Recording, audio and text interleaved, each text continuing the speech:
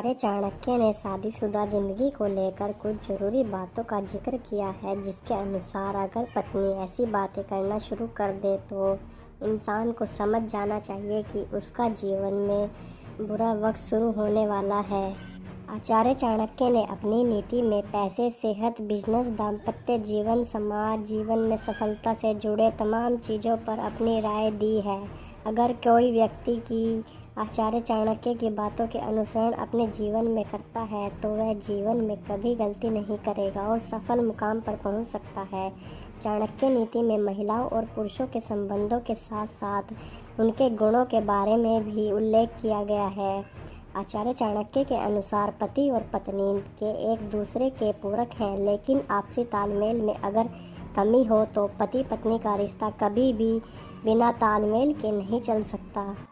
कहते हैं कि पति पत्नी का रिश्ता एक दूसरे को समझने की क्षमता के आधार पर ही सुखद हो सकता है। जिन घरों में इस बात की कमी रहती है वहाँ अशांति और दुख का वातावरण बना रहता है। आइए जानते हैं आचार्य चाणक्य ने ऐसी कौन सी बातें हैं जब पत्नी के लिए उसका पति ही सबसे बड़ा शत्रु बन जाता है।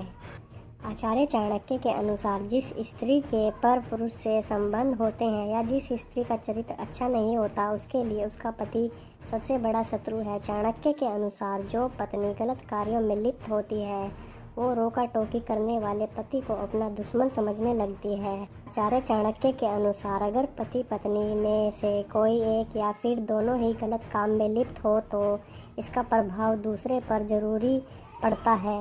मतलब अगर पति की गलती है तो उसका प्रभाव पत्नी पर पड़ता है और पत्नी की गलती है तो उसका प्रभाव पति पर पड़ता है।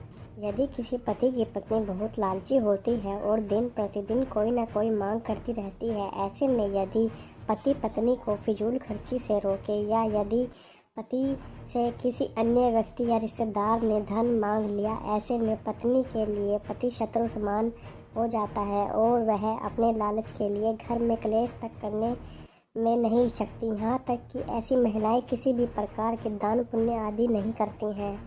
चाणक्य कहते हैं कि यदि घर में कोई महिला मूर्ख होती है यानी को बिना सोचे समझे कार्य करती है, वह किसी के मूर्ख के ज्ञानवर्धक बातें नहीं सुन सकती, फिर चाहे वो उसका पति ही क्यों न हो। ज्ञान की बातें बताने पर सामने वाला शत्रु के समान हो जाता है।